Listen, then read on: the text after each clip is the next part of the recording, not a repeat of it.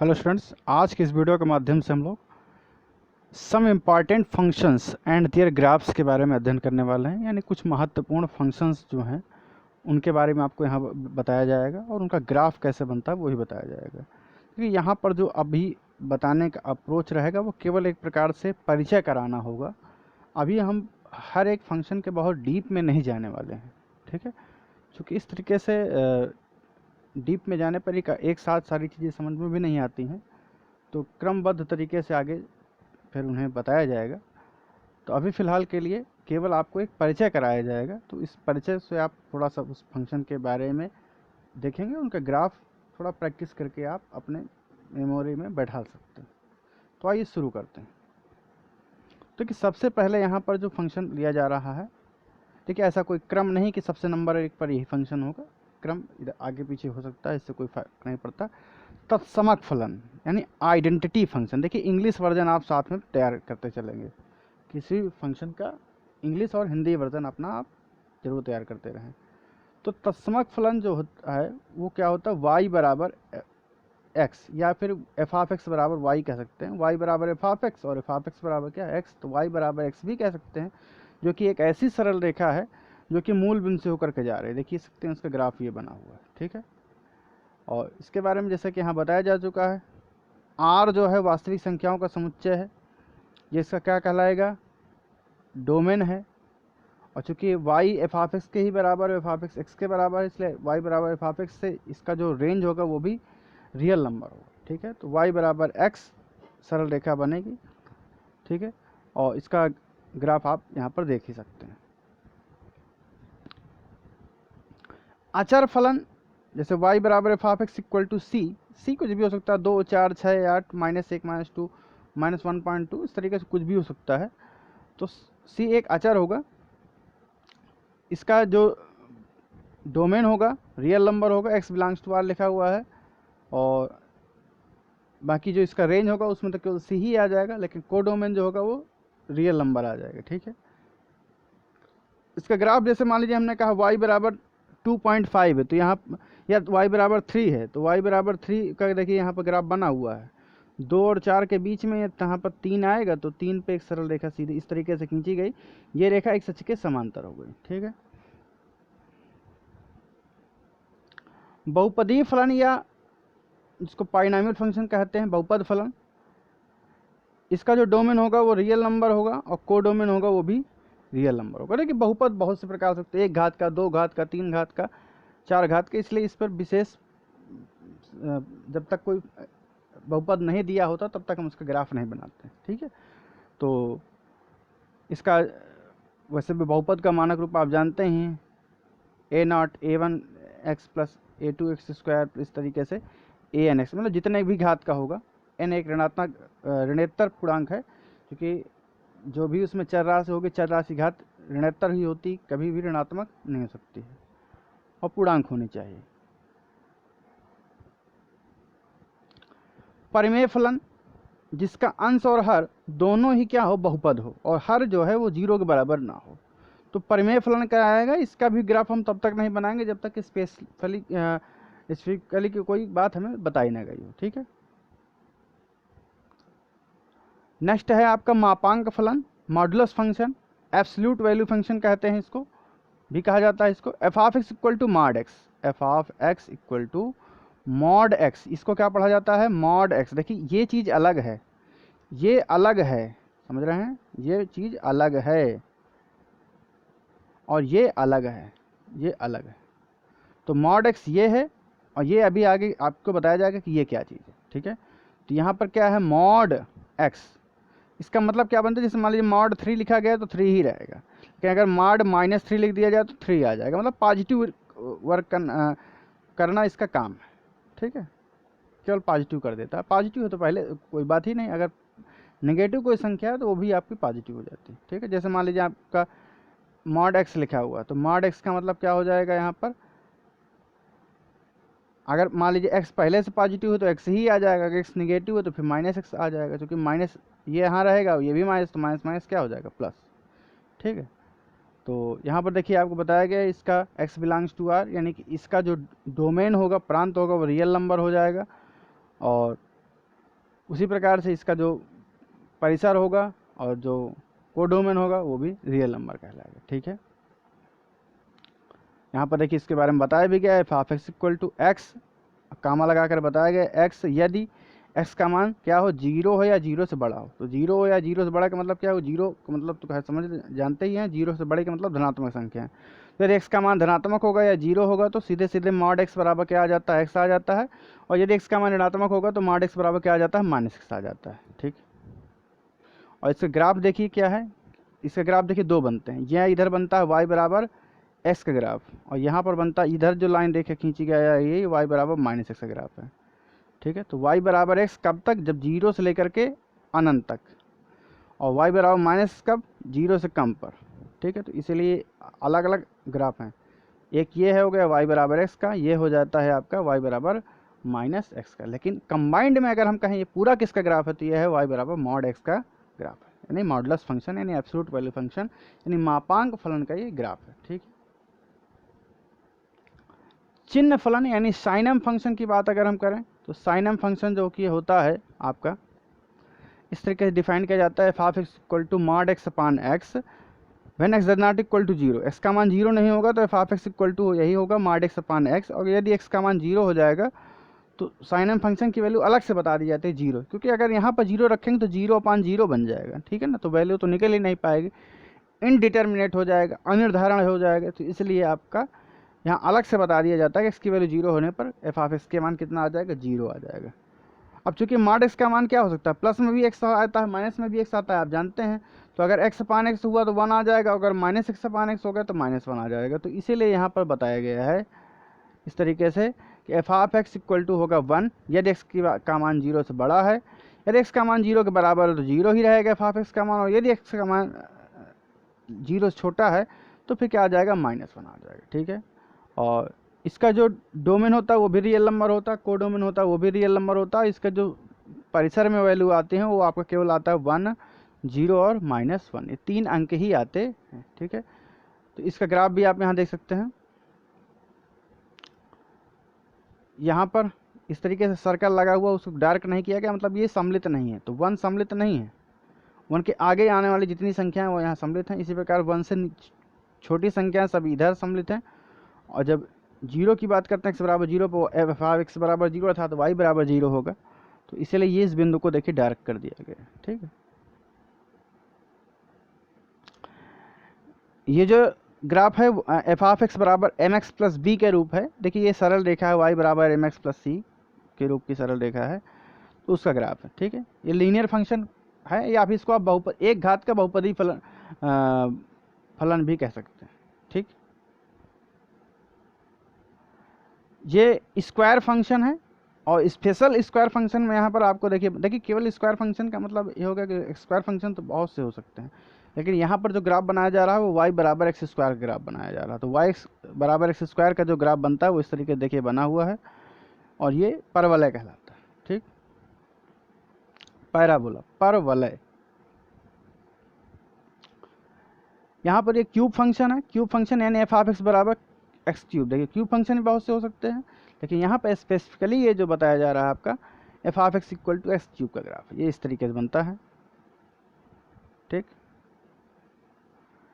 यहाँ पर square root function की बात चल रही है, तो एफ ऑफ एक्स बराबर अंडर रूट एक्स है ये, और इसका ग्राफ आपका इस तरीके से बन रहा है। एब्सोल्यूट वैल्यू फंक्शन का ग्राफ हमने पीछे बता ही दिया था कि y बराबर एक्स है, इधर y बराबर माइनस एक्स है, और होल में बात करें तो y बराबर मॉड एक्स का ग्राफ है। ये रेसिप्रोकल फंक्शन है, उसमें भी स्पेशल y बराबर 1 अपान एक्स का ग्राफ है, तो y बराबर 1 अपान एक्स का ग्राफ देखिए ऐसे बनता है, ये इधर से इस तरीके से और इधर से इस तरीके से। बहुत डिटेल में हम यहाँ नहीं जाने वाले हैं, केवल थोड़ा सा परिचय कराया जा रहा है। ये लॉगरिथमिक फंक्शन है, y बराबर ln x, ln का मतलब हो जाता है यहाँ पर log x बेस e है। ठीक है, y बराबर या एफ ऑफ एक्स बराबर log x बेस e। ठीक है, इसके बारे में भी यहाँ डिटेल में नहीं बताया जा रहा है, ये इसका ग्राफ है। ठीक, और ये एक्सपोनेंशियल फंक्शन है, y बराबर e की पावर x का ग्राफ है, इस तरीके से बना हुआ।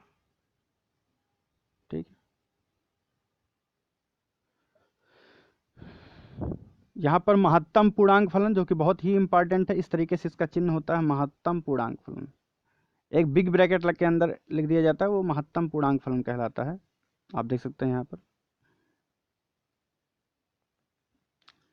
तो R2R इसका जो डोमेन है वो रियल नंबर है, को डोमेन भी रियल नंबर है, और ये इसका जो रेंज आता है वो केवल इंटीजर आता है, सेट ऑफ इंटीजर्स यानी पूर्णांकों का समुच्चय आ जाता है। ठीक है, तो इसमें देखिए क्या होता है, x से कम या x के बराबर महत्तम पूर्णांक का मान धारण करता है, ऐसा फलन महत्तम पूर्णांक फलन कहलाता है।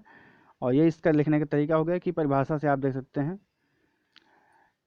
कि महत्तम पूर्णांक फलन यानी ग्रेटेस्ट इंटीजर फंक्शन में जो वैल्यू आती है वो महत्तम पूर्णांक वैल्यू आती है। जैसे मान लीजिए हमने कहा, सपोज करिए कह दिया यहाँ पर लिखा हो 1.2, इसकी वैल्यू आएगी 1, क्योंकि इसमें पूर्णांक महत्तम रूप से कितना है, 1 है।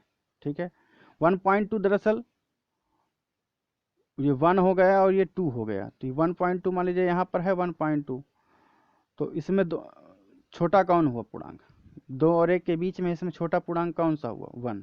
ठीक है, तो भले ही छोटा पूर्णांक कहा जा रहा है, लेकिन अगर हम कहा जाए कि इससे 1.2 से कितने छोटे पूर्णांक है, तो बहुत से छोटे पूर्णांक है, जैसे 0 है, -1 है, -2 है, लेकिन 0 है, -1 है, -2 है, -3 है, 1 है, इनमें सबसे बड़ा कौन हुआ, महत्तम कौन हुआ, तो 1, इसीलिए इसका नाम है महत्तम पूर्णांक फलन यानी ग्रेटेस्ट इंटीजर फंक्शन। तो 1.2 हो जाए या 1.3 हो जाए तब भी 1 ही आएगा।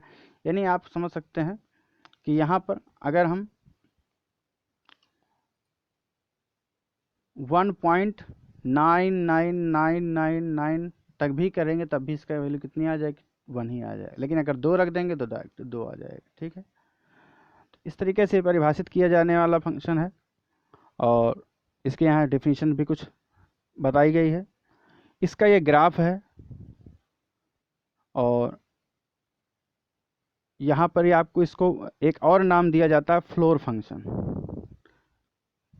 ठीक है, महत्तम पूर्णांक फलन यानी ग्रेटेस्ट इंटीजर फंक्शन का एक और नाम है फ्लोर फंक्शन है, और इससे ही मिलता जुलता एक और फंक्शन है जो यहाँ पर चर्चा किया जाने वाला है, सीलिंग फंक्शन। यह है फ्लोर फंक्शन और यह है सीलिंग फंक्शन। तो सीलिंग फंक्शन का और इसके ग्राफ में थोड़ा सा डिफरेंस है, देख सकते हैं।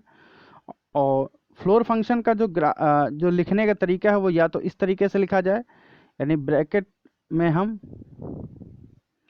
केवल नीचे की ओर लगा दें इस तरीके से,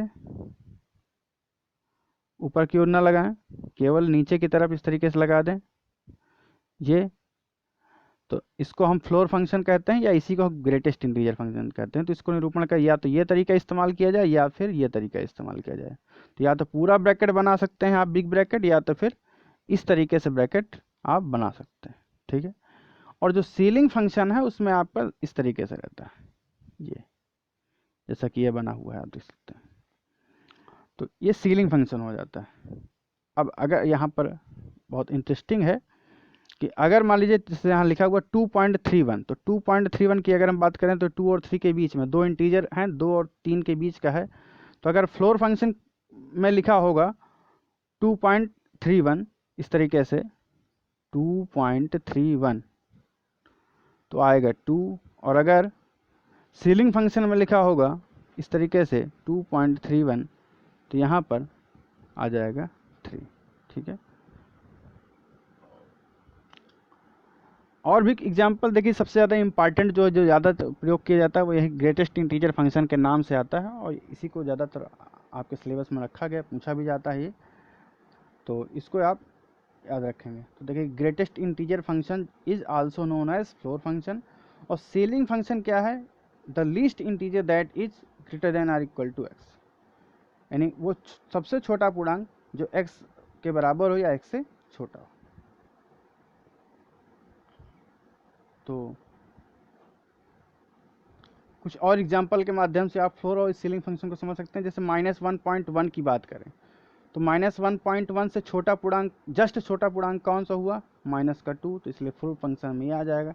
इससे जस्ट बड़ा कौन हो जाएगा, -1, तो इसलिए -1 यहाँ पर आ जाएगा सीलिंग फंक्शन में। 0 की चूंकि पूर्णांक है तो दोनों ही सेम वैल्यू, पूर्णांक पे दोनों के सेम वैल्यू है। जैसे 1.01, इससे जस्ट छोटा कौन है, 1 है, इससे जस्ट बड़ा कौन है, 2 है पूर्णांक में। 2.9 जस्ट छोटा पूर्णांक क्या है 2 है, 2.9 से जस्ट बड़ा पूर्णांक क्या है 3, 3 है तो 3 ही रहेगा। अब देखिए यहाँ पर थोड़ा डिफाइन भी किया गया है, how do we define of floor function 2.31, well it has to be an integer, यहाँ पर एक इंटीजर ही आएगा, and it has to be less than और मे बी इक्वल टू 2.3, यही होता है, या तो इस 2.31 से बड़ा होगा, सॉरी छोटा होगा, या तो 2.31 के बराबर होगा, लेकिन बराबर तो हो नहीं सकता क्योंकि 2.31 एक पूर्णांक नहीं है, तो 2 is less than 2.31 but 1 is also less than 2.31। तो अगर हमसे पूछा जाए कि भाई 2.31 से छोटा पूर्णांक क्या हुआ, तो 2 हो गया, लेकिन केवल 2 ही तो एकमात्र ऐसा पूर्णांक नहीं है ना जो कि 2.31 से छोटा है, 1 भी तो है, 0 भी तो है, -1 भी तो है, -2 भी तो है, इस तरीके से तो अनंत ऐसे पूर्णांक हैं, यानी कह सकते हैं 2, 1, 0, -1, -2, -3, -4, -5, -6, इस तरीके से अनंत ऐसे पूर्णांक हैं जो कि 2.31 से क्या हैं छोटे हैं। लेकिन अब फिर से वही बात आ जाती है कि जितने भी पूर्णांक लिखे जा रहे हैं, जैसे 2 लिखा गया, 1 लिखा गया, 0 लिखा गया, -1 लिखा गया, -2 लिखा गया, -3 लिखा गया, -4 लिखा गया, -5 लिखा गया, इन सब में बड़ा कौन, सबसे बड़ा कौन, तो सबसे बड़ा कौन है 2, तो ग्रेटेस्ट कौन है 2, तो इसीलिए इसकी वैल्यू कितनी आ जाएगी 2 आ जाएगी। ठीक है, तो यहाँ लिखा भी हुआ, oh no there are lots of integer less than 2.31, यानी यहाँ तो अनंत हैं इंटीजर्स हैं, पूर्णांक हैं जो 2.31 से क्या हैं छोटे हैं। So which one do we choose, हम कौन सा चूज करेंगे, तो चूज द ग्रेटेस्ट वन, उनमें से जो सबसे बड़ा हो, which is 2 in this case, तो जो कि यहाँ पर क्या है 2 के बराबर है, आपको बताया गया। तो the greatest integer that is less than or equal to 2.31 is 2। अब देखिए यहाँ पर साइन फंक्शन का भी परिचय कराया जा रहा है आपको, y बराबर साइन एक्स का ये ग्राफ है, हालांकि इसके बारे में ट्रिग्नोमेट्रिक फंक्शन का एक चैप्टर उसमें विशेष तौर पर पढ़ाया जाएगा, बस केवल इतना आप समझ सकते हैं कि इसका ग्राफ आपका इस तरीके से बनता है। इसी तरीके से कॉस इसका ग्राफ है, y बराबर कॉस इसका ग्राफ है ये, जो कि इस तरीके से बनता है। और टेंजेंट फंक्शन यानी कि y बराबर tan x का ये ग्राफ है, तो ये भी इस तरीके से यहाँ पर ये बनाया गया है। ठीक, बहुत डिटेल में यहाँ पर नहीं बताया जा रहा किसी भी ग्राफ के बारे में, किसी भी फंक्शन के बारे में, बहुत शॉर्ट में केवल एक प्रकार की आपको जानकारी दी गई है। तो इन चीज़ों को आप एक बार पढ़ें, समझें, किताब से देखें, और धीरे धीरे करके, चूँकि एक साथ ये सारी चीज़ समझ में भी नहीं आती है, तो इसलिए यहाँ पर हम बहुत डिटेल में जोर नहीं दे रहे हैं।